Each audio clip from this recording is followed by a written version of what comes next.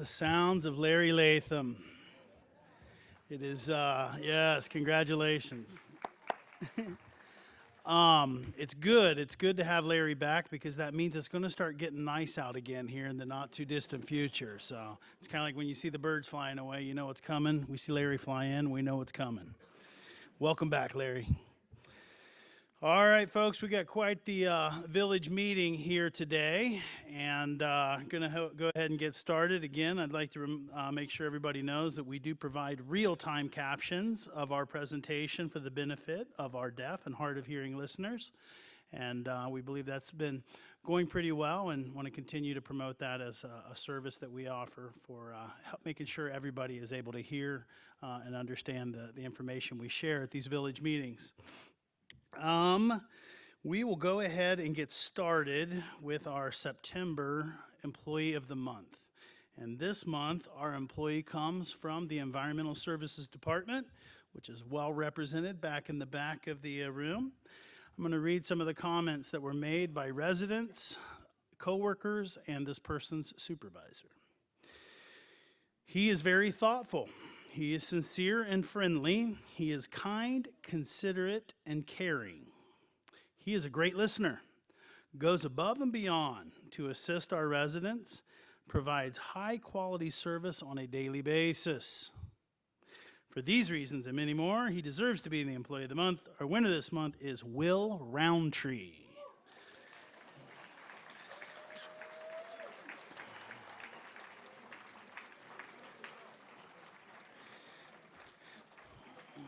Will is one of our awesome drivers here at Friendship Village. And Will, how long you been here? 13 and a half years. Is it seriously? Yeah. 13 and a half years. I loved every year. Thank you so much. You're welcome. All right, Will, I'm going to go ahead and give you this pin that you can put on your name badge. That way everybody knows you are Employee of the Month. I have this lovely plaque that you can probably display wherever you and the team decide to display it at. Yeah, right up on the office. I have the original letter with all the lovely and true things that they said about you, and $200 cash. Thank you so much. Thank you so much, everyone. You're good. Will's a man of few words. He lets his actions speak for himself.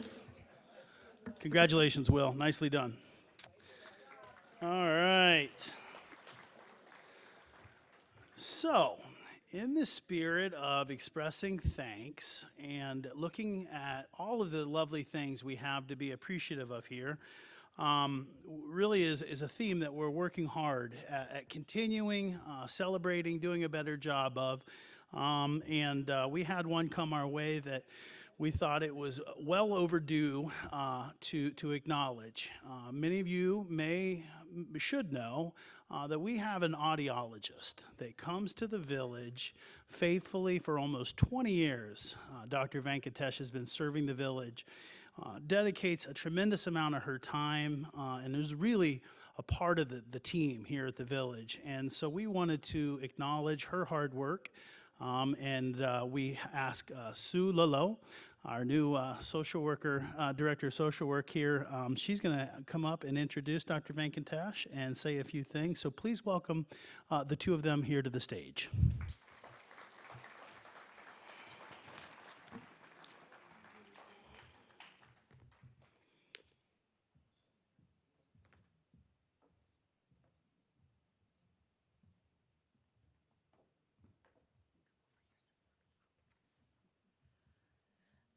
So, like Cole said, I think you guys probably know Dr. Venkatesh, or a lot of you, much better than I do. She's been here a heck of a lot longer than I have, and she comes on a monthly basis. So she comes 4 times a month and does clinics for us, where she'll check people's hearing aids, check your ears, do things like that.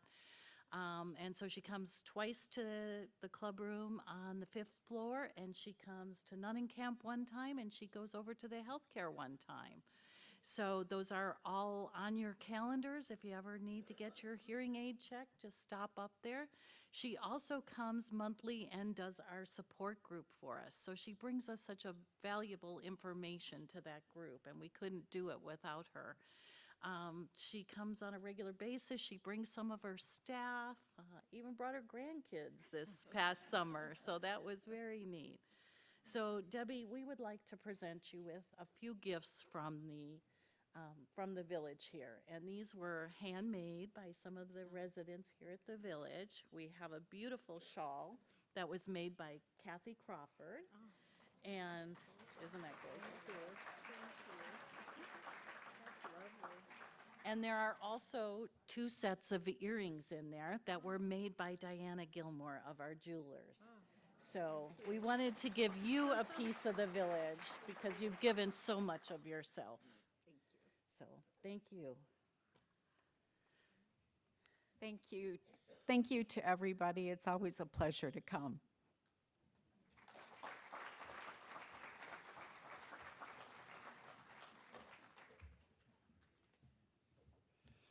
All right, thank you both very much, and thank you to both crafters for providing us with those lovely gifts that we could provide to Dr. Venkatesh. Very nicely done.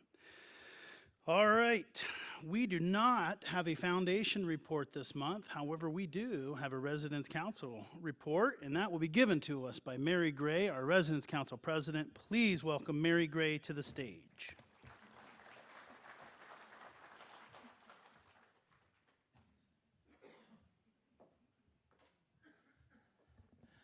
I am happy to report that almost all of our resident council representatives are back from the summer.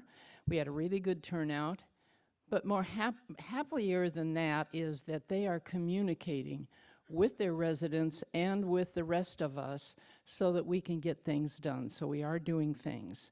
One of the things that's happening right now, we have an ad hoc committee, which is part of the Constitution and Bylaws Committee, who are doing research on the Constitution and bylaws of other resident groups like ours, other living, probably not all life care, but some similar to ours. And they will be reporting later in the year. And also, coming up is elections.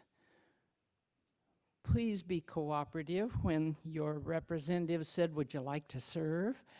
We only elect really one from each area unless some areas may need 2 depending on their situation. But most of the time we just elect one. However, we'd like to have more than one candidate, so it's not just a shoe-in, but a real election. It really is important to keep the communication going between all of the residents and the administration. Thank you.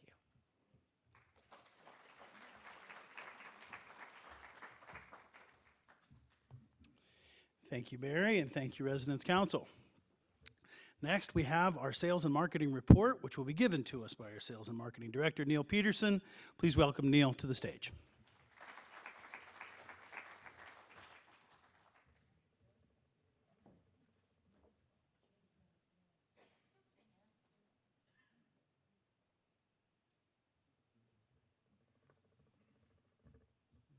Can you see? Can you see? Over here? Good. Very good. Good to see you all. It's nice, those of you that have been away for a while. We've had some warm weather while you were gone. But we're back. It's September. And you know it's fall because the leaves turn black and they fall off the trees, I think. Anyway, good to see you all. Sales and marketing has had another busy month, even in the warm weather, and I'm going to share some results with you real quick, and then I'm going to talk about an event we've got coming up, and also share with you kind of a watershed moment of the community here. First and foremost, for the month of August, we ended up with 8 net sales, and we ended up with 10 closings. So that was a terrific month, busy still. Of the 8 net sales, 6 of those were new apartments. So I'm kind of blending those in, our new apartment building, which I'm very pleased to tell you is moving along on schedule as we had hoped, maybe even exceeded a bit in terms of our pace of selling. We have 40 units, 40 residences in that new building, and we have sold 21. We have, by 5 o'clock tomorrow, I expect to, if I was standing up here, say we'll have sold 24. Expect I have 3 more in the hopper. One is I'm meeting with you this afternoon, and then 2 more tomorrow, so that's very exciting. Then we have one more, I think I referred last month, if I didn't, I'll repeat myself here, wave of appointments with people that signed up on our priority list. And that last wave will begin next week. And then they have a week that they have appointments scheduled that come in, get all the details. Then they come back, hopefully the second week of that wave, which will be the last concluding week of our priority list, the week of the 16th, and they will provide us a check and signed agreements and so forth. And so we'll continue to add to our list. So excited to see where we are 2 weeks from tomorrow. In addition to that, are you doing stuff in the back here, or have I got control of the, right here? Aha, sorry. Okay, in the back, yeah. Okay. So in addition to the, thank you, in addition to the priority list, which is coming to an end, we're going to now stage a couple more seminars for information purposes, but also to educate additional people that may have had some interest but didn't get on the priority list.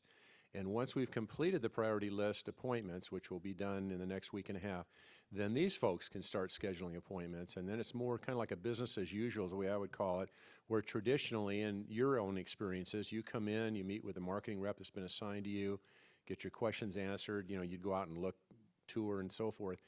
But if they make a decision on an apartment, terrific, then we can like put a 48-hour hold on it, but then they need to come back within 48 hours with the check, 10% deposit, and here we go. So it's kind of back to the way we normally do business now that we're finishing up with the priority list. So to promote this, we've sent out direct mail piece that is going to highlight the 2 dates that we're having it, and it will be here in the SCRM, the 16th of September and again on the 10th of October. So we're talking about, you know, once again, just reminding them that you're going to have the best time here, about the retirement lifestyle at Friendship Village is built around big-time fun, individuality, and doing whatever makes you smile. Soon it'll be even bigger because we're undergoing an extensive expansion. We're going to be adding new residences with features such as a rooftop pickleball court, in case you hadn't heard that, with an adjoining community room with a full kitchen. It's going to be great. Kitchen, TV, lounge, you know, card tables, etc. That'll be up on the roof deck, adjoining the pickleball area, for some post-pickleball revelry. The good times just keep rolling on at Friendship Village. So then we go in a little more detail in terms of the best time to act is now. We're highlighting the 2 dates that we're having the seminars, the 16th of September again, and then coming back on the 10th of October. And we're simply reminding everyone that's receiving these that the best time to act is now. Join us for one of 2 informational sessions to hear all about our renovation plans. You're also going to hear about our fulfilling lifestyle of convenience and top shelf service secured with the benefits of Life Care. And then learn about the advantages of becoming a charter member is what we're calling our initial residents of the new building. And they'll be able to qualify for Life Care before they even move in. So we're going to put them through the approval process earlier than later. Priority access to our 5-star health center, so they'll have some opportunity to sample some of the village offerings. We're going to allow them to come over once a month. We're going to be giving them maybe a dinner at the fireside or dinner in the courtyard buffet. The point is we're going to keep these folks engaged because they got to be a little bit patient because construction, if we have our fingers and toes crossed, begins, let's say, this November, probably will conclude in the spring of 21, let's just say April approximately. Subject to all sorts of things. But if that's the case, we got to keep people engaged because they're stepping forward. So the good news for them is they've got a long runway to get their affairs in order. They can downsize, they can, you know, get their place spiffed up to sell, all the fun stuff that you all got to do, except you got to do it in a very compressed, generally 90-day period that freaked everybody out in the room, and I understand that and I appreciate it. These folks are going to have some benefit, but their gratification is going to be a little more delayed. So this is what we've got coming up, and we're excited about it. And I'm very hopeful that we can get this building completely sold out. But the great news is we are on our way. We've gotten enough done for the financing. We're moving ahead. And as I said, I hope to say, and Cole may have more to add, maybe seeing a shovel in the ground in November. The one other thing I want to share with you, when I mentioned kind of a watershed, I guess, is that my sales team officially, about 2 weeks ago, ceased selling or leasing in what I would call the classic courtyard apartments. We will no longer be selling in the courtyard as it appears today. And the reason for that is we will now, the next step will be to create some vacancies again in time to come, months, years to come. No, it's not going to happen overnight. But rather than continuing to sell additional into those buildings, we're going to stop. So our focus obviously right now is on the new apartments. And then second to that, and I'll just remind you that we have a wonderful ready list of anxious future residents of Friendship Village that are lined up for our garden homes and for our Main Street apartments. And again, they've given us $10,000 apiece. Right now we have, I believe, 42, mostly couples. There's a few individuals in there, but 42 parties that have given us $10,000 apiece to be on that list. And they, initialed which up to 3 types of residences they wanted. Maybe they wanted a Breezes, but you know what? Maybe I'd like that Bonita 2-bedroom if that became available. So they're stacking up, and as they become available, and we don't have an internal transfer into one of them, then we go to our ready list. So that's how we're doing it. So once again, if people walk in the door this afternoon and say, I'd love to move here, can I do it? And what have you got to show me? We can show them some things. We've got videos and still photos and whatever. And we can talk about some things, and we can talk about lists, and we can talk about new apartments, but we can't say, yeah, I can get you in here in 90 days or 120 days. We're not doing that any longer. The only thing I want to add is, and I think it was very fitting, I mentioned that our courtyard apartments we ceased selling about 2 weeks ago. Probably can't imagine which marketing rep of my 5 sold the very last alcove in the courtyard apartments. Yes, Jan Grubmeyer sold the last one. And I couldn't help myself at the sales meeting. I turned to Jan and I said, now, did you sell the first one too, Jan, or is it just the last one? No, she didn't sell the first one, but pretty close. So anyway, so we're thrilled with that, and the team has done a terrific job. They continue to do a terrific job with these new apartments. They're working long and hard from floor plans and whatever. We're still finishing up our auxiliary sales area that's going to be dynamic, and people can go in and see videos, and I'm sure you'll want to come see it. We're not quite there yet. It's in the courtyard area near Del Fuego. So in the absence of that, my reps are working strictly from floor plans and blue sky and all the stuff that they do so well. But there's obviously a great interest in what we're doing, and people are very excited with what we have shared with them, and we expect they're going to be even more excited. So with that said, I'm going to have a drawing here for 2 of you, and again, I want to re-highlight, you are the best salespeople we have. I've got 5 really good ones, but you're the best. You people have made our life much easier the last few years, certainly since I've been here, and we appreciate that so much. So continue to provide us with your referrals. Yeah, your referral may end up getting on a list now rather than moving right in, but that's okay. That's one way you start moving forward. And if your name is drawn today, again, dinner for 4 at the fireside. And if you happen to have provided us with a name that we actually have sold and closed and moved in a year, that would be something that you would be getting a $500 gift card from and so forth. I'll be awarding a few of those next month. I do it on a quarterly basis, so to finish this 3rd quarter, I'll be awarding those next time, all right? So if Emily could come up, I'm going to ask her to draw real quick 2 winners.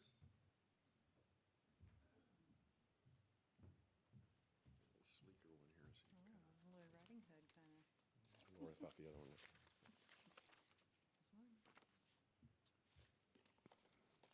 Joni Newth.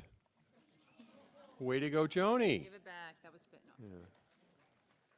Don't tell Ron. Oh, no, there he is. I'm sorry. He's already here. Stephanie Kopenhauer. I always mess up her last name, but anyway. She makes great loaves of bread. Where is she? There she is. Okay, I will get you your certificates in just a few minutes. Thank you so much for your leads, and continue.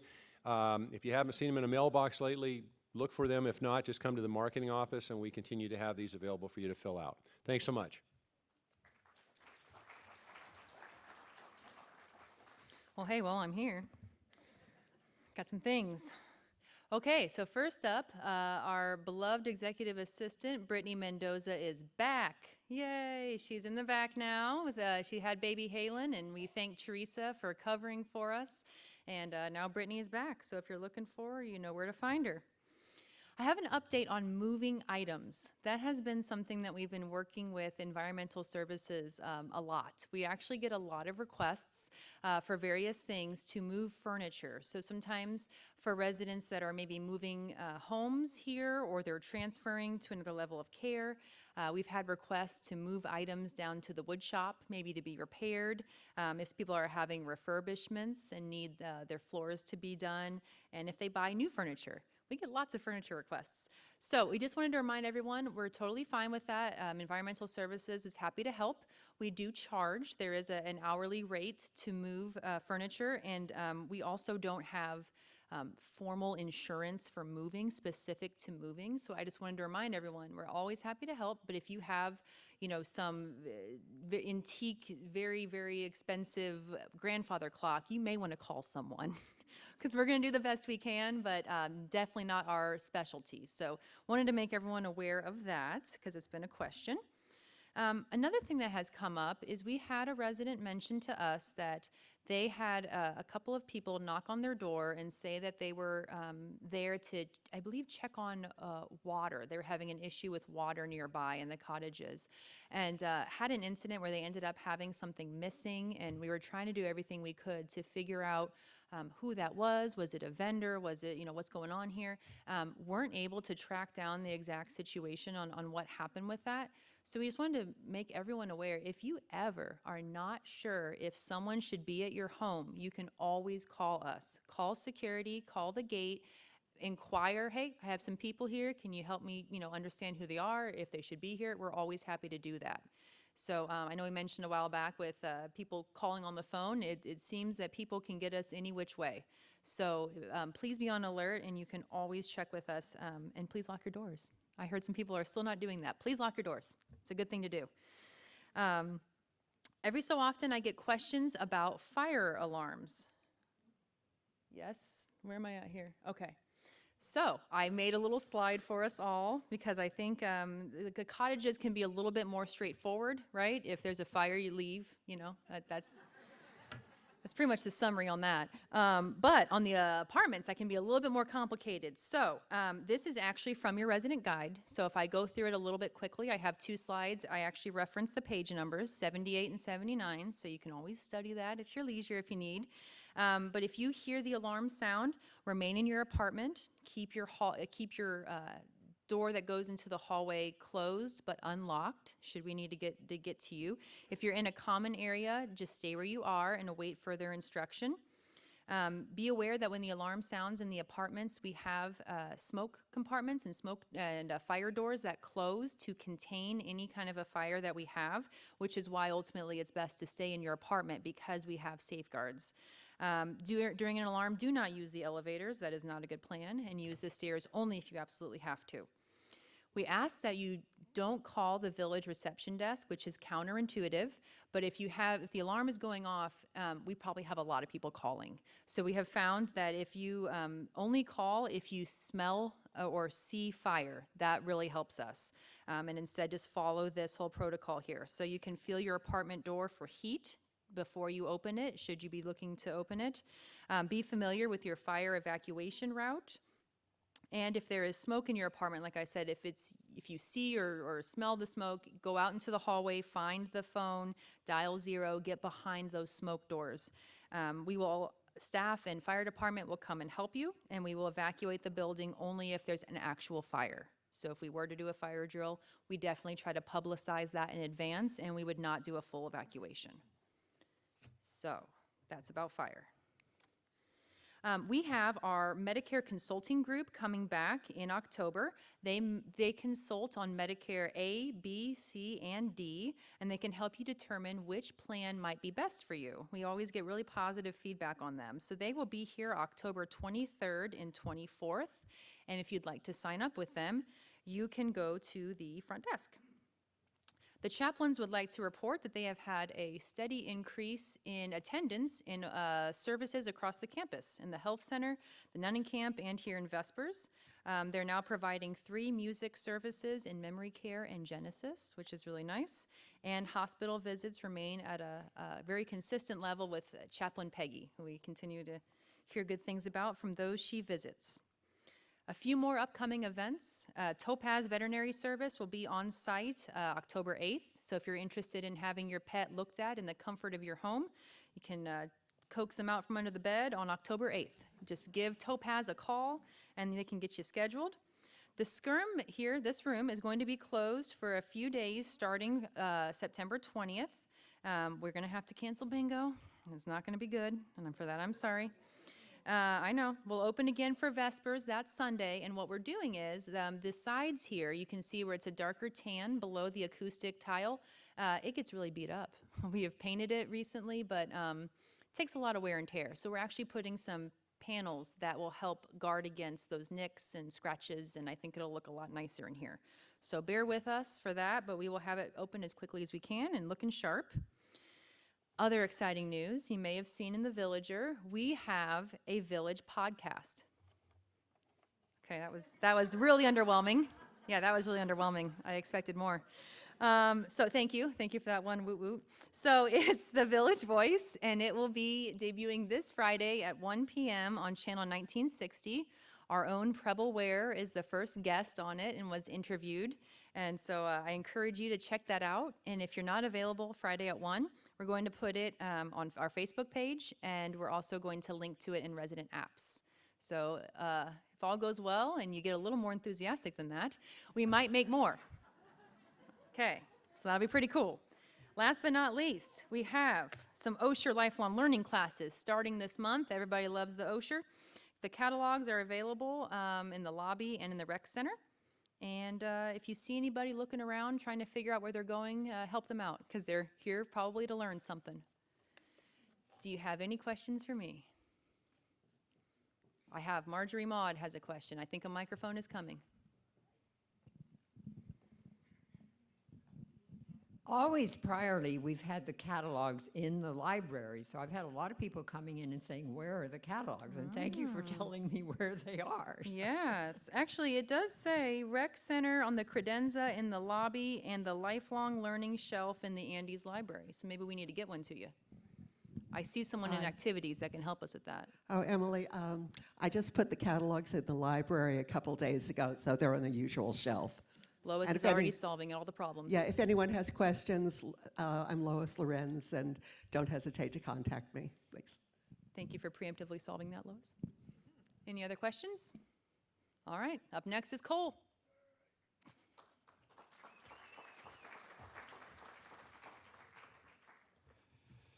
All right.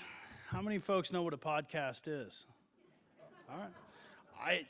I honestly was, I learned a lot from Emily. She listens to them regularly and finally got me to listen to a few. And tell you what, it's amazing what you can learn in your spare time driving to and from work. Those podcasts are really cool, and appreciate Connie and her team coming up with the idea to do it. It's there's a lot of organizations out there doing it, and for us to get in line and join that team is exciting, and I'm a little nervous to get to know much more about Preble, but we'll see.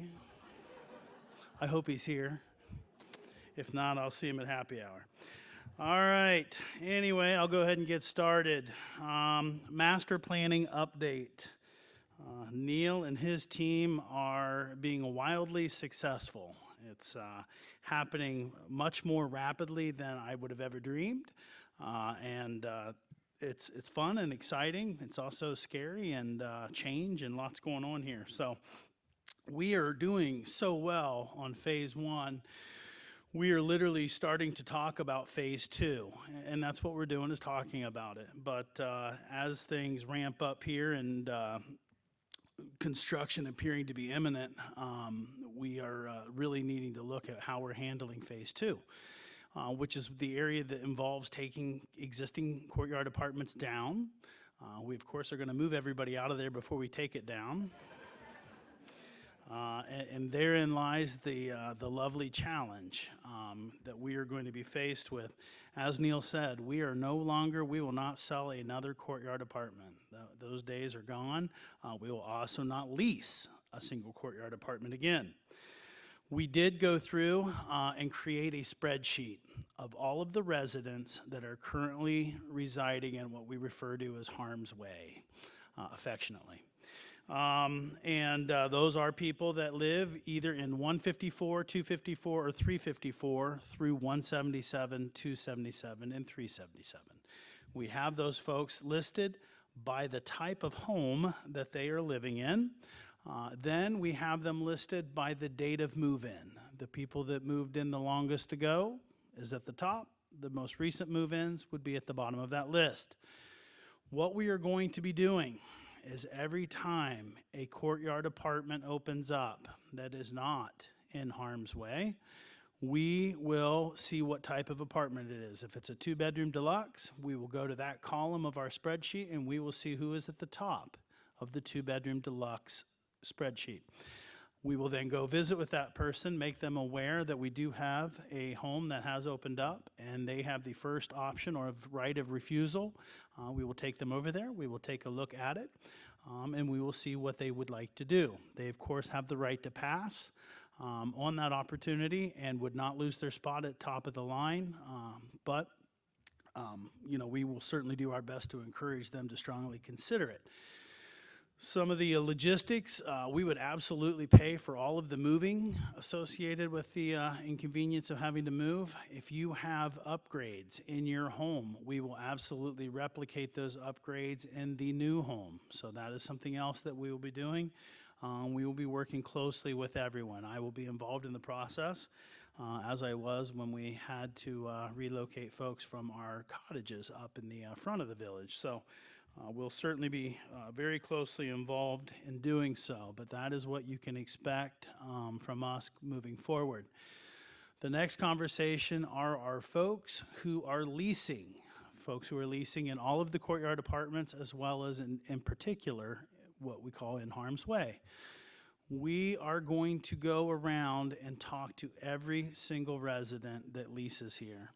And we are going to work closely with them to see if there is a way, assuming they are interested, in converting to life care.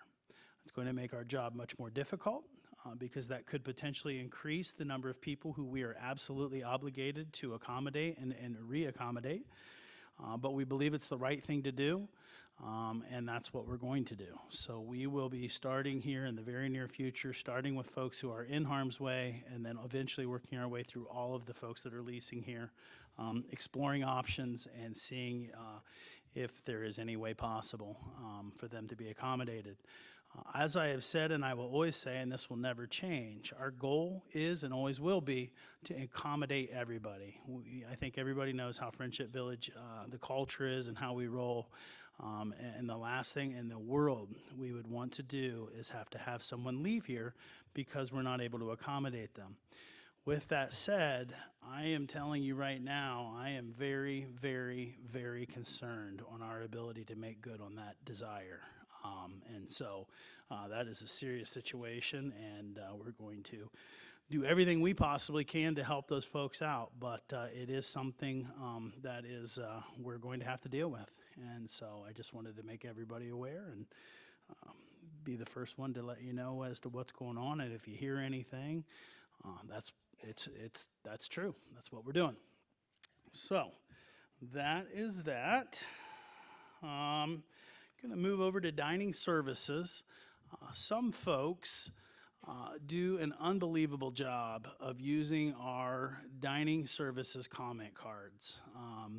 Paula Ware in particular is absolutely amazing. She provides us, and it's great feedback. It's either positive or negative, but it's great, it's good, and it really helps us get out in front of things. A great example was the taco pizza. We apparently had some crusts that were not coming out the way we would want them to come out, and we were able to quickly see it and address it. Emily and I shared one on the same day. Some comments came in later the evening, but we had an amazing experience. It was wonderful, but something clearly happened. So I could not impress upon you more to use the comment cards. In particular, I love the online ones. We all get them and we read our email more than we probably should. They can come in at 10 o'clock at night. We will see it and we will start responding immediately. And so please, please, please use those comment cards.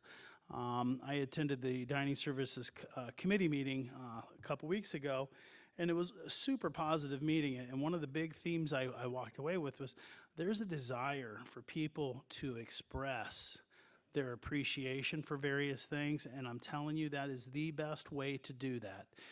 If good things come out, especially if it's an individual or whatnot, we are routing those to the managers who are responsible for those employees that are being identified and or negative, but the positive was really the area of focus. We can use that as a tool to connect you to them, to help them understand how much you appreciate them, as well as giving the supervisor a better understanding of the service that that individual is providing. So if you want to acknowledge or communicate, and the comment cards are absolutely wonderful. It doesn't have to just be dining. I get a lot of folks reaching out to me with those that ability to use that resident app and connect, and more often than not, you get a pretty darn quick response. So just really want to endorse those. I talked earlier about our desire to look at opportunities and get better at expressing our appreciation for all the various things that we have to be appreciative of. And employees are a big part of the village culture here. And so what we are going to start doing, we're putting a list together. There's, every single day it's a National Hot Dog Day, National Pumpkin Day, National Diet Soda Day. There's literally something every day. Well, there's also weeks for various people and professions. And so we want to do a better job. We're not going to do anything crazy, but we are going to make you aware each month of what those months are. And then that might be an opportunity for you to, if you see one of those people that are in that position, hey, happy Groundskeepers Day, whatever the case may be. And so we're putting that list together, and we're getting that started. But we did take a look at the month of September, and I will tell you, September 15th to September 25th is Chef Appreciation Week. So it doesn't have to be a chef. It could be any of our cooks or anything, but the 15th to the 25th is their week. If you see one, definitely take that opportunity to acknowledge them and extend that appreciation to them. So just wanted to give you an idea of that. We have 2 barbecues coming up, one of which you may or may not be invited to, one of which you're definitely invited to. The first one is September 13th. This will be our second annual First Responders Appreciation Barbecue. We did one 2 years ago, and it was a success. More quality than quantity in terms of the number of folks that showed up. However, the ones that did, we had a beautiful time, and it was awesome. Unfortunately, last year, I'm not sure what happened, but we missed it. And we have renewed our commitment to do it this year, and going forward, we are going to continue to do it.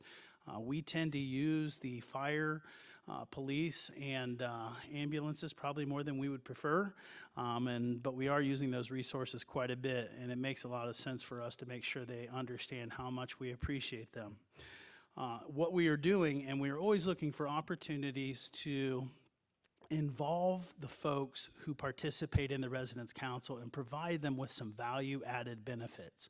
We thought this was a perfect opportunity to invite our Residence Council to join us on September 13th to represent all of our residents, as they do as in the Residence Council, to extend our appreciation to those folks from Tempe and Mesa first responders. So you will be represented by the Residence Council on that date. It is down in the Rec Center from 11 to 2. So I figured you would want to know that. The one that you're absolutely invited to, and we want you to invite your family and friends and everybody else, is our Alzheimer's fundraising barbecue. That will be on September 28th from 11 to 2 in the Rec Center. We have consistently done these every year. We've gotten pretty darn good at it. Same menu generally, brisket, pulled pork, and smoked turkey breasts. That we will have available. It is $20 a person. This is a fundraiser. And we are really looking to improve the number of dollars that we have raised year over year to support the Alzheimer's Awareness Initiative. So would love to have you come out and join us on that September 28th from 11 to 2. Our team is working hard on what we are calling our Full Count implementation. Full Count is going to be the system that replaces our existing Dining Dollars system. And this is technology at work, and it's going to be there's going to be something. I guarantee you there's going to be something. The team is working and thinking around corners and spent a lot of time with another community that has already gone through it. I believe we have learned as many lessons as we possibly can, but I've just been doing this long enough to know nothing goes perfectly, and just preparing you that on September 15th, your dining dollars, something might be screwy. If it's not, I'll be shocked. I hope it's not. But the whole team is going to be ready, watching, and working hard to address anything that comes up. But I'm really proud of how hard they've worked on it, and I think that all in all, it's going to go as good as it possibly can. Got a information to share. I never thought I'd be sharing this, but it is. We have had people going behind the bar in our bars, and no malicious intent whatsoever, but I think sometimes the bartenders have to leave the bar, and I think it's almost in the spirit of helping out, and I get that, but unfortunately, that really does put our liquor license in harm's way.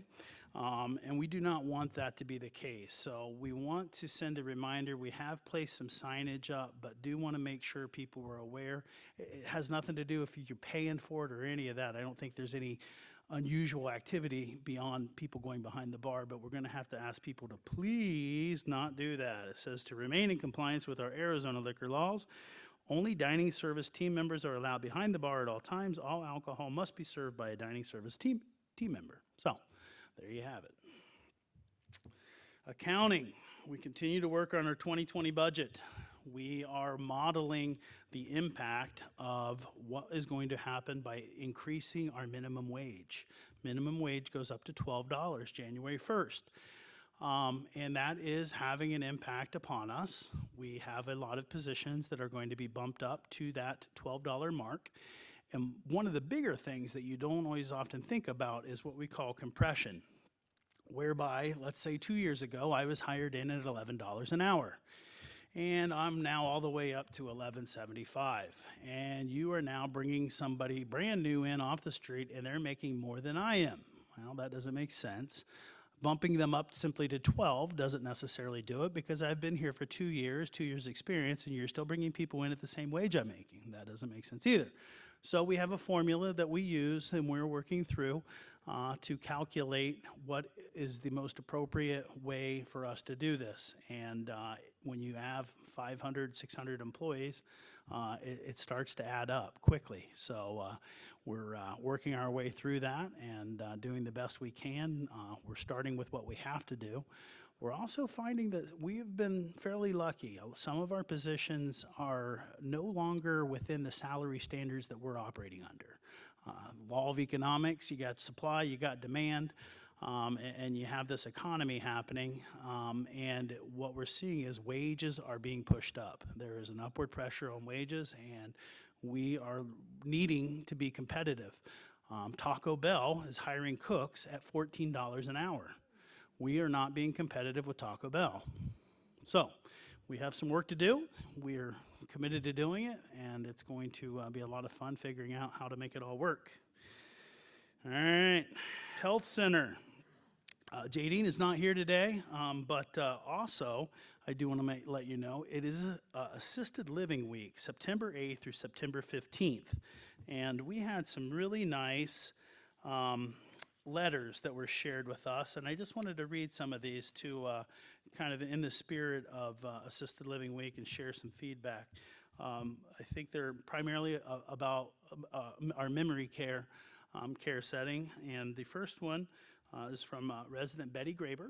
She shared this with us. She said, "My husband has been in memory care for about 4 months. It was difficult at first, but he's very comfortable there now, although he still thinks he's just in a very nice hotel and will be leaving soon. The caregivers work long hours and are doing a great job. The residents seem to be doing very well as well." Some other areas of appreciation in so many areas, from the aesthetics to the caregiving team members. Friendship Village Tempe Memory Care is a daily blessing. I don't know if you've had an opportunity to go over, but we have completely renovated the memory care area, and it looks absolutely wonderful. I mean, it is the most calming colors, environment. Behind our lobby, I would say it's some of our best work. Come on now. Podcast. But anyway, if you haven't been over there, it truly is absolutely amazing. I think even you will agree with me. It's very nice.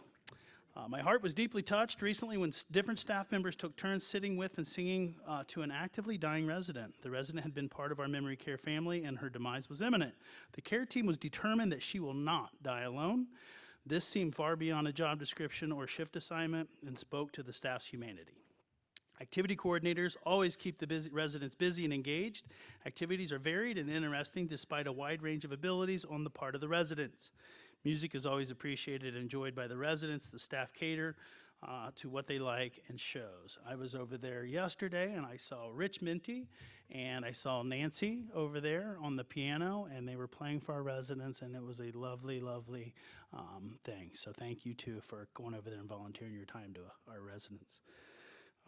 Staff is just as responsible to families as they are to residents, albeit in different ways. They listen to requests, are always accessible and compassionate. They offer helpful suggestions in a patient manner to families when experiencing new behaviors by loved ones. They are calm in the family's storm of emotions, a rock that provides the stability we need.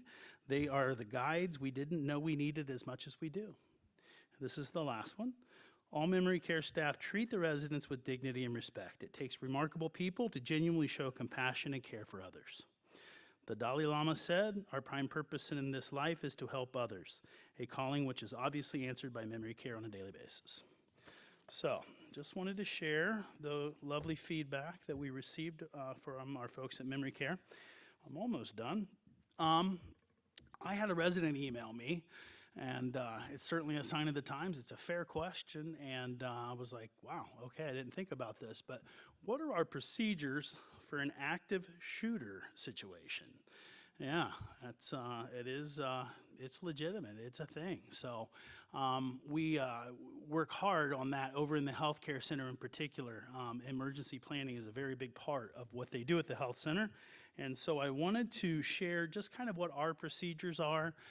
This is a tough one. I'm going to show you a video. It's pretty intense, but it is a learning opportunity, I think, and something that I would like to share. So before the video starts, I have some slides, I think. Keeping Paul on his toes. So these are the procedures for active shooter situation. Some things that are really important, obviously early recognition is critical to people saving as many lives as possible. We use a code here that all of our employees carry the radios. It's called Code 2000, and everybody knows what that means. And it basically suggests that we do have an active shooter or intruder situation.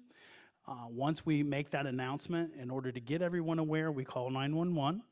And then we initiate our resident safety protocol as well as our personal safety protocol.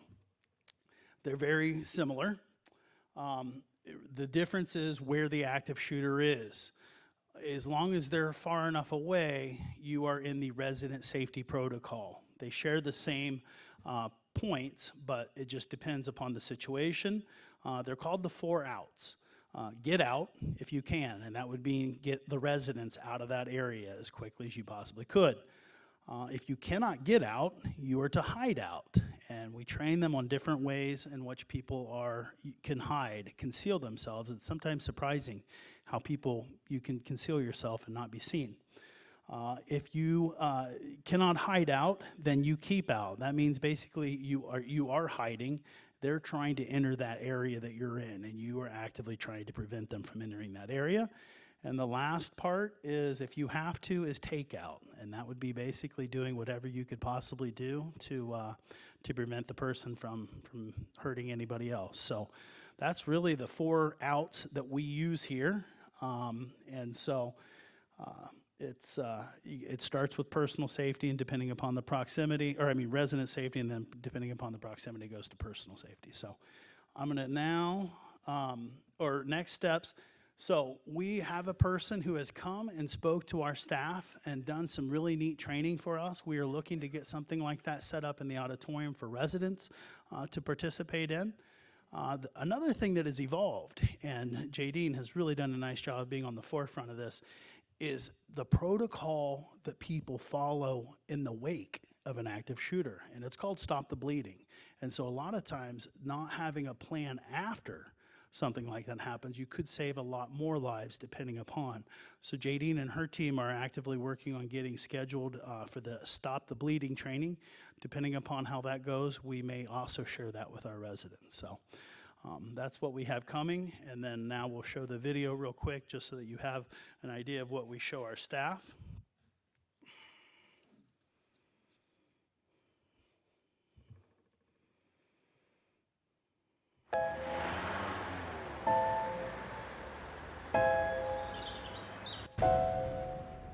It may feel like just another day at the office, but occasionally, life feels more like an action movie than reality. The authorities are working hard to protect you and to protect our public spaces.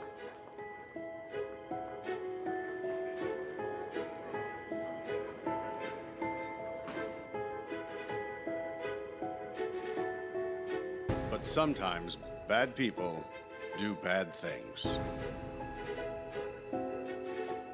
Their motivations are different. The warning signs may vary, but the devastating effects are the same. And unfortunately, you need to be prepared for the worst.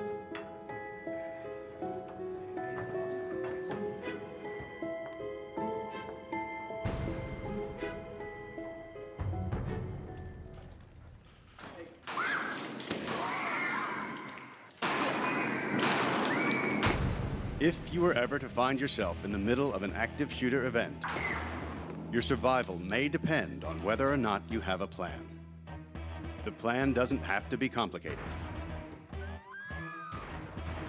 There are 3 things you could do that make a difference: run, hide, fight. First and foremost, if you can get out, do. Always try and escape or evacuate, even when others insist on staying. Encourage others to leave with you, but don't let them slow you down with indecision. Remember what's important: you, not your stuff. Leave your belongings behind and try to find a way to get out safely. Trying to get yourself out of harm's way needs to be your #1 priority. Once you are out of the line of fire, try to prevent others from walking into the danger zone and call 911.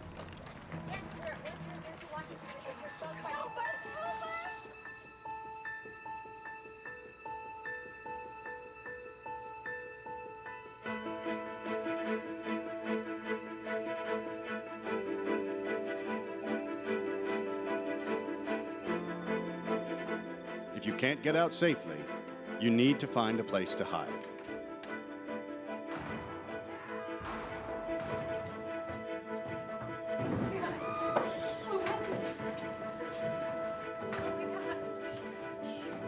Act quickly and quietly. Try to secure your hiding place the best you can. Turn out lights, and if possible, remember to lock doors. Silence your ringer and vibration mode on your cell phone. And if you can't find a safe room or closet, try to conceal yourself behind large objects that may protect you. Do your best to remain quiet and calm.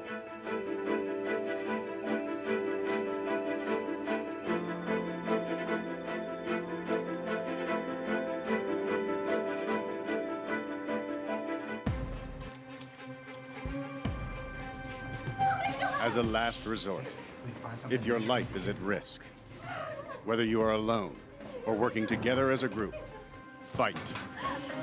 Act with aggression. Improvise weapons.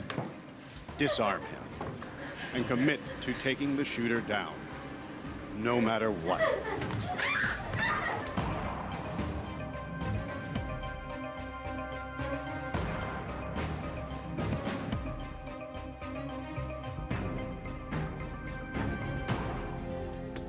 Try to be aware of your environment always have an exit plan. Know that in an incident like this, victims are generally chosen randomly. The event is unpredictable and may evolve quickly. The first responders on the scene are not there to evacuate or tend to the injured. They are well trained and are there to stop the shooter.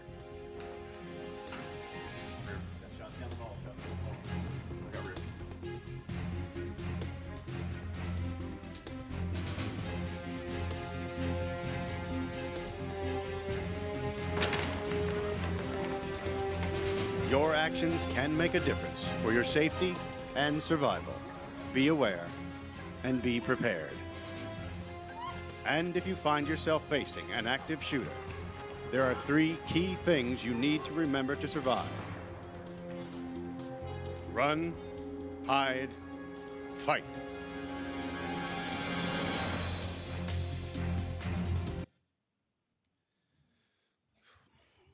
So, like I said, not the most fun topic to be talking about, but unfortunately, in the day and age it is, it's something we should be talking about. I think you would be happy to know that our staff are being well trained, and I assume that you appreciate it as well. So that is that, and there'll be more to follow. 3 real quick last things. Projects that have been ongoing, the wall that borders the canal and the village. We are finally met with our stakeholders. We have a plan. It's been accepted, and looking to get that going in October. Nurse practitioner plan. We had a really awesome conference call this morning with our first team health partners and looked at the data that we gathered from you folks that responded. We had 310 responses. And it looks good. They were encouraged. We're finally kind of speaking the same language, and I feel like things are starting to move in the right direction. We're going to have a planning meeting with a lot of key stakeholders to really think this thing out. Our goal would be to be in a position to roll that out in the first quarter of 2020. So that's where we're headed with our nurse practitioner's office. Community garden, we continue to work with the city of Tempe. We still continue to clarify some items there, so that is still kind of slowly slogging along. Happy hours, beat the heat theme. We chose to represent, this is a wonderful time of the year where baseball and football are happening at the same time. I love it. So we're going to be wearing our local Arizona favorite team's colors and pair for whatever it's called. What is that stuff called? Swag. Yeah, we're wearing hats and T-shirts. So we're going to do a half rack of smoked ribs, barbecue ribs with coleslaw is the appetizer special, and our cocktail is a whiskey sour. So if that sounds good, we'd love to have you join us. So now we are going to transition. We have Mary Munoz here. Mary Munoz is with Ziegler. Ziegler is our partner in bond financing, has been for probably about 20 years now. We did vet 2 other organizations prior to making the decision to go with Ziegler for this bond financing, and it was hands down unanimous that Mary and her team are by far the best to work with. I worked closely with her team in 2012. They did a phenomenal job. She is absolutely an industry leader nationally on bond financing. She knows just about everything about us, so we're pretty lucky to have her. She's going to come up and talk a little bit about the bond financing and then what it might mean to you as a potential investor. We've had a lot of resident interest in that before, and we assumed that it would be the case this year as well, or this time around. So please welcome Mary Munoz to the stage.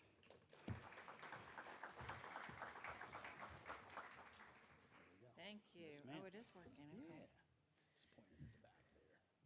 Oh, point it at the back, okay. And this way goes backwards, and this way goes forwards. Got it. All right. Well, hi, everyone. Thank you for having me over. And love to give you all a little bit of an overview so that if you might have some interest in buying bonds, you'll know a little bit today. You'll be able to get an offering memorandum when it's printed.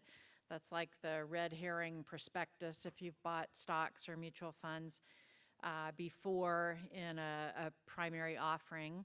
And then you can have your financial advisor work with us to express your interest. So what I wanted to do is, well, first we have all of the lovely disclaimers. You know how that goes. Any investment that you make should be based on the preliminary official statement, which will be the officially vetted document. This document is not part of the preliminary official statement. Forward-looking statements are subject to change and may or may not be realized. Purchasing bonds involves risk, so make sure you've talked to your financial advisor about those risks and that you understand the nature of the security that you're buying. But I'll tell you what I can today. So first, I'll give you just a little thumbnail about us, because I think that it helps to know that as an underwriter, we're bringing a certain level of diligence and vetting to the bond issue and to the village as a borrower, or I hope that it helps you to know that. Then we'll talk just a little bit about how the bonds are structured and the financial side of the village's performance, how the bonds will be affecting the balance sheet and the debt service coverage capability of the village, and then we'll tell you what to do to take action if you'd like to. So we are an employee-owned investment bank, a boutique investment bank. We don't do big equity offerings. We do debt offerings, municipal bonds, for-profit merger and acquisition, not-for-profit merger and acquisition work. And we limit our activities to primarily senior living, hospitals, charter schools, higher education, and a little bit of general municipal, city, state kind of revenue bond activity, but we don't do a lot in that arena. We mostly work in our industries of choice, which makes us really good deep dive specialists in projects just like this one and borrowers just like this one. I've been at Ziegler 20 years. We've been the banker to Friendship Village since it opened, actually, in 1982. So I think we have a lot of knowledge of you all and a lot of knowledge about how to get these bond issues underwritten and sold. Our West Coast offices, I'm the head of our Western banking team based here in Scottsdale. I have 3 gentlemen up in Seattle who are part of my team, and we are the leading underwriter, not just nationally, but also on the West Coast and also in Arizona. So I'll show you what some of those statistics look like. Nationally, we underwrite 50 to 60% of the senior living volume nationwide. Why is that important to you? It means we're seeing just about everything that can go right and about everything that can go wrong with a credit like Friendship Village. And I think that, I hope that that gives you some comfort that we are looking at debt issues that are appropriate. I would never encourage a client to borrow if it wasn't appropriate for them, because what happens? I might get a fee, but I end up with a defaulted deal on my hands, and believe me, that causes me a lot more grief than I could ever get paid for. So it is not something that we want to do. We want to vet the projects pretty carefully. So national leader on the West Coast, we have over 50% market share as well. I'm very proud of that. I came to Ziegler and inherited 3 clients and have 60 today. So we've worked very hard in the West. And then in Phoenix, we serve a whole host of your brethren communities out there on the not-for-profit side, and then down in Green Valley, La Posada as well, but a lot of the Phoenix market. So what are municipal bonds? How many of you are familiar with tax-exempt bonds or municipal bonds? Probably almost everyone. You probably have some in your investment portfolio. So you know what those are. There is a type of municipal bond called a revenue bond, and a 501c3 not-for-profit organization like Friendship Village can be eligible to issue revenue bonds, which are normally issued by cities, counties, City of Tempe, State of Arizona, for different infrastructure needs and public benefit. A not-for-profit like this also is a public benefit corporation and can issue tax-exempt bonds. So that's what we're working with. Senior living bonds, generally 10 to 250 million, up to 35-year maturity. That's what this issue is going to be, 35 years. We're generally selling bonds primarily to institutional investors, just like the mutual funds that you probably own. Franklin Funds, T. Rowe Price, Delaware Asset Management, Fidelity, Vanguard, Oppenheimer. Those are all buyers of bonds like these. But we also sometimes sell to individual buyers like you. I own Friendship Village of Tempe bonds, Cole, so you're on the hook. And some of you I know already are owners as well. So we call those retail sales or individual sales. Interest rates will be fixed for the term of the bond that you buy. So someone might own a 5-year bond or a 20-year bond or a 35-year bond, and that interest rate will be fixed over that term. Interest is payable semi-annually. Principal is payable annually. And only about 25% of retirement community bonds carry an investment grade rating. So an investment grade rating is BBB minus or higher. Friendship Village does not have a credit rating, so these bonds will not be rated. But I want you to know that that is actually what the majority of our industry looks like. And that is because our not-for-profits generally are trying to hold rates as low as they can for residents, have an appropriate amount of cash reserves, but aren't always operating at that high BBB plus or A category type financial performance in order to get that type of rating. But you should talk to your financial advisor about the fact that these will be unrated bonds. Sorry, I have to keep turning around because I can't see what's on the screen from here.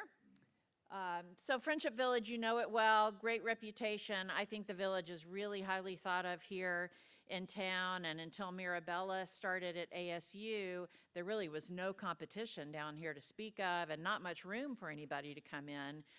But it seems like ASU Mirabella has done nothing but improve occupancy here as more and more people have gotten educated about the market, and you've had more, activity. And oftentimes that happens actually as markets get a little bit more saturated with retirement community product. More people tend to then come out of their homes and say, this might be a good option for me. Whereas I hadn't thought about moving before. So we really are making the market bigger versus going head-to-head in competition. CCRCs, continuing care retirement communities like this, only serve about 10% of seniors out there. So it's really a pretty minimally known or understood product.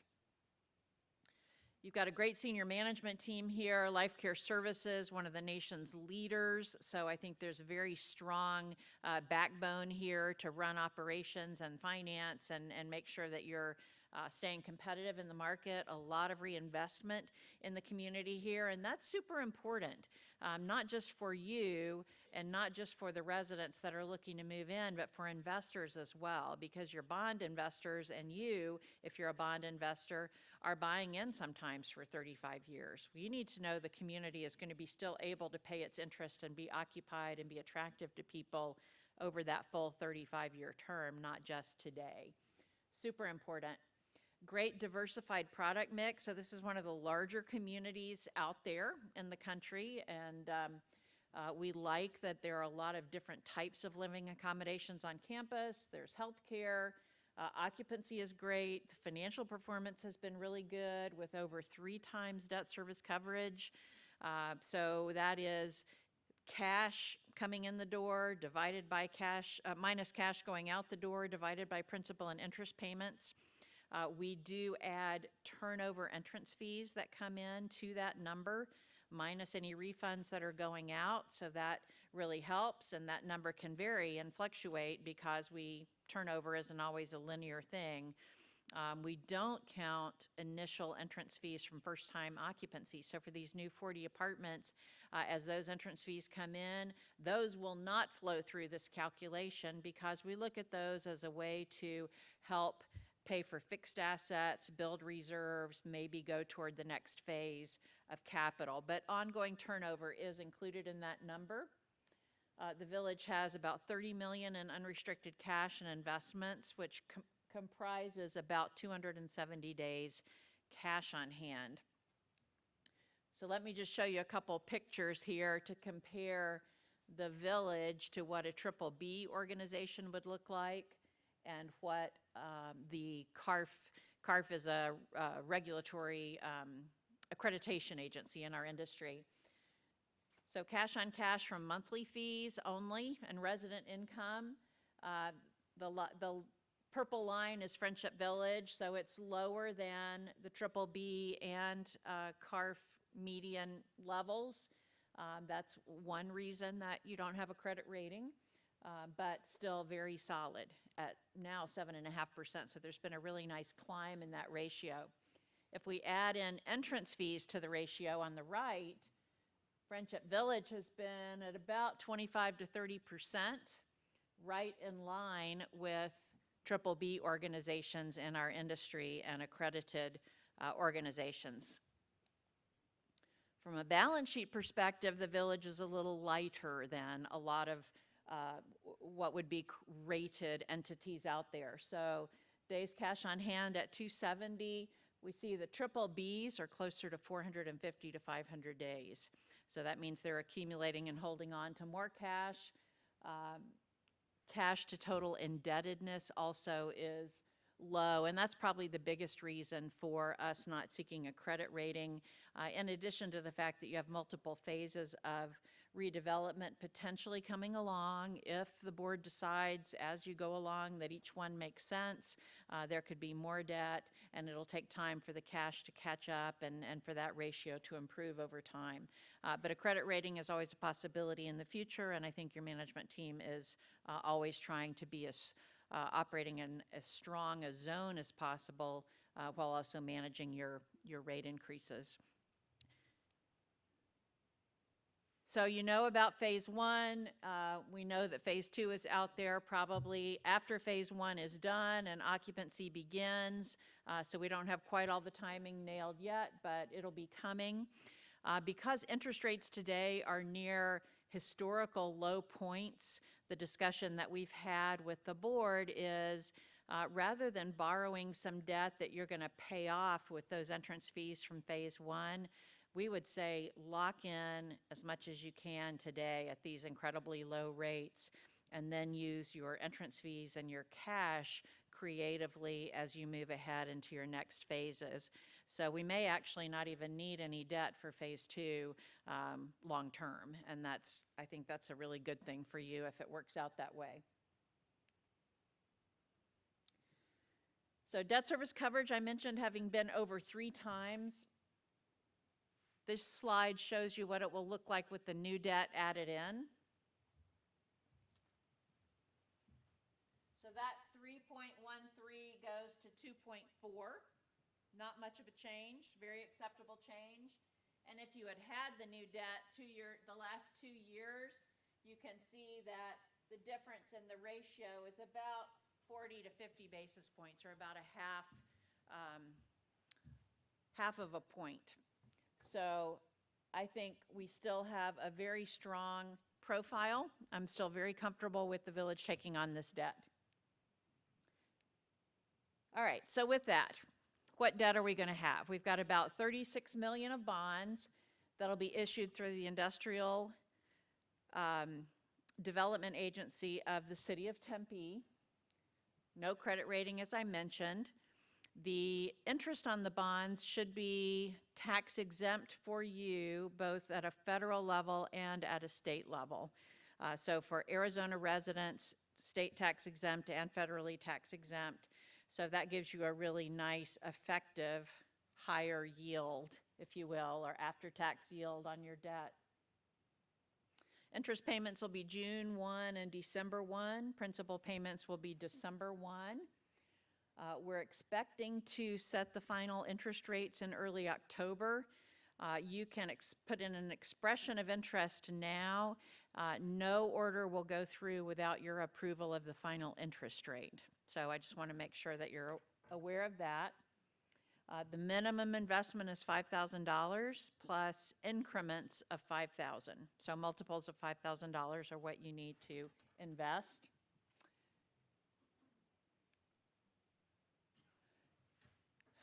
We only have long-term bonds to offer this time around, so I know that that might not be what all of you are looking for, but I want to explain the reason why.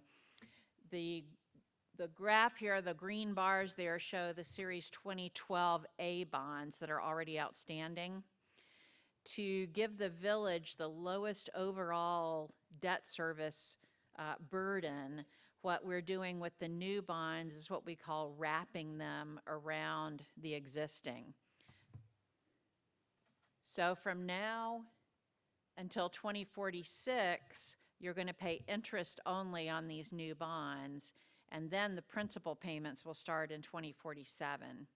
So to say it a different way, the only option today is to buy a 35-year bond. We may have another option at 31 or 32 years, but today we're running the numbers at a 35-year bond. In this marketplace, we would expect, if we were issuing today or pricing today, we would expect those bonds to be at about a 4.25% to 4.5% rate of return. We are in a premium bond market, so you should talk to your financial advisor about what that means, but probably those bonds will have a coupon of 5, so your interest would be payable based on that 5% coupon, but you might pay more than 100 cents on the dollar for each bond that you get. So in other words, the village issues fewer bonds to get the larger amount of proceeds that it needs at a 5, such that the average cost to the village is that 4.25 to 4.5. So that's called a premium bond. Please be ready to have your financial advisor walk you through what that means. I won't try to do a lesson in that because everybody would get up and walk out, I am sure. All right, the security for the bonds is the mortgage over the property, so they'll be coming in and joining in with the existing debt at parity, sharing the same mortgage, pledge of revenues, and a debt service reserve fund that will cover those bonds be held by the bond trustee. There is minimum days cash on hand of 150, a minimum debt service coverage ratio of 1.2. So as you saw, the village is significantly above both of those numbers right now. And the documents have limitations on how additional debt can be entered into, and we have to comply with those with this issuance, plus with any other debt that you might, the village might look to issue in the future. There'll be quarterly reporting, occupancy, payer mix in the skilled nursing, financial statements, calculations of the covenants, and those all get posted to a website called EMMA, E-M-M-A, emma.msrb.org, and that's information available to anybody as a direct bondholder. You can go there anytime to find that information. As a non-bondholder, you can go there anytime to find that information. So there will always be reporting on how things are going. The bonds are going to be book entry bonds, so in these days you don't actually get a piece of paper to hold anymore or put in your safe. They are held at Depository Trust Company as book entry, but they will be in your account just like a paper bond. You can buy and sell them just like a paper bond. I hope all of you received a copy of the letter that Cole sent out.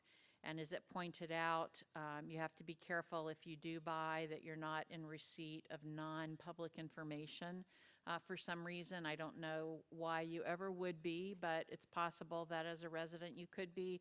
Certainly as a board member it's possible. That's not a problem in buying bonds, but it is a problem in selling them. So think insider trading and the tipping and tippy rules. Those apply to bonds as well. So just think about that, but bonds can be left to your estate, to your children, things like that. We do maintain an active market, buying and selling bonds of all of our clients. So there is a secondary market for the bonds should you decide that you wanted to move them out of your portfolio, but they may be higher or lower in value at that time, depending on where interest rates are. All right, so we hope to print our offering statement by on or after September 20th, and Cole will just I think, get a bunch of books shipped here so that people could come to the office to pick one up if they want one. Please read that if you're going to make a purchase decision, and get that to your financial advisor as well. If you'd like to invest, you can use your own financial advisor. So it used to be that if you bought bonds through us, you needed to open an account with us, but we actually sold our wealth management division to Stifel last year. So it's now a little bit easier for you actually to have your own current financial advisor. Call our sales and trading desk in Chicago. Please don't call them yourselves. They can't talk to individual buyers, but they can speak to your financial advisor. And Adam Buchanan, our underwriter, is the point of contact. And there's his information. What we will do is put a priority in the order period on the Friends and Family of Friendship Village. So if we know that you have an interest, we will make sure to set aside bonds for you before anybody else gets a crack at them. Your interest rates will be dependent on how the overall issue prices in the market. So if we have a lot of appetite from institutions, I just did a deal that for $170 million, we had over $1 billion of orders. When that happens, we squeeze down the interest rates some and let folks drop out so that we get to that right sweet spot. But again, we'll come back to you on final interest rates. So what we'd like to do is have a sense of who's interested at what kinds of levels so that we can be thinking as we go through the process of pricing the issue about how many bonds we need to be setting aside for friends and family. So please do, if you think you have an interest, let us know. And again, you're not committed until you are told what the final rates are and have a chance to reconfirm at that point. Whew, that was a lot. And I'm happy to answer questions if anybody has them.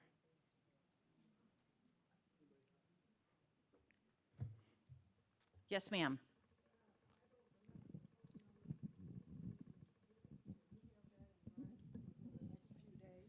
Yes, the question was, can you have the contact information in writing? And Cole has this info and can pass out copies to you. It's, yeah, it should be in that letter that went in your mailbox, actually.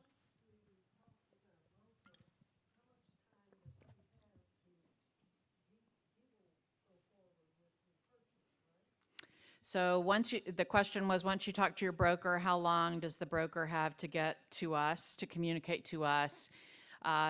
We will be looking to get into the market to price the bond issue in the first part of October. So I would say by the end of September, it would be really good to have place to that call to let Adam Buchanan know of your interest. Thank you. When will you know the price per share? The interest rate will be set probably October 9th or whenever the pricing happens. And that's the day that we'll be looking to verify your order. Oh, no, I'm looking for the price per share, not the interest rate. So there are no shares. We're talking about bonds Yeah, that I are understand, but, well, price per bond then, whatever you want to call it. Oh, you mean because of the premium Yeah, structure? right. Yes, ma'am. Same Right. day. So at bond pricing, yes. I'm sorry. Thank you for clarifying.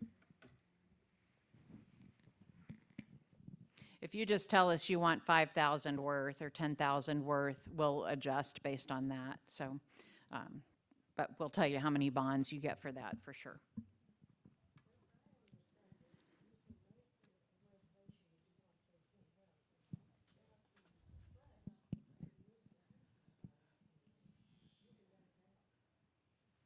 So the question is, if we have put in an interest level of 10,000, can we back out if we don't want to go through and you've got a lot of institutional interest?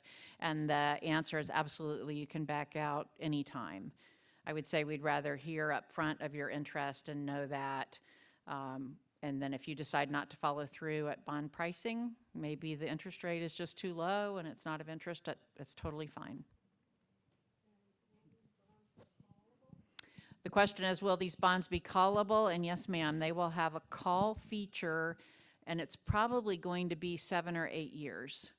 after which they'll be callable. So if the village is doing great and rolling in dough and wants to pay off some debt early, then you could potentially could do that at that point.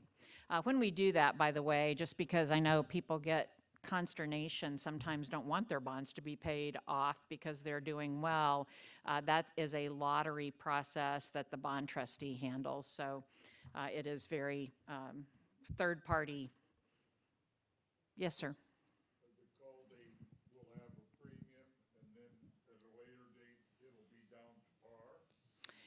It will probably be a par call in year 7 or 8. So the market has really moved, and this time of super low rates, we're doing par calls.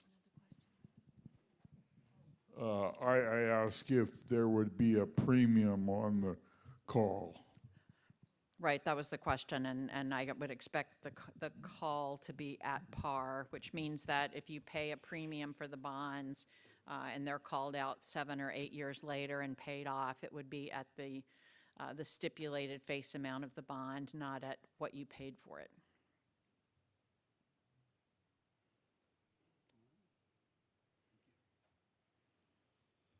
All right, thank you for having me. All right, everybody, thank you. This concludes our September Village meeting. Again, hope to see you at 4 p.m. For the Beat the Heat happy hour. See you later. Thank you.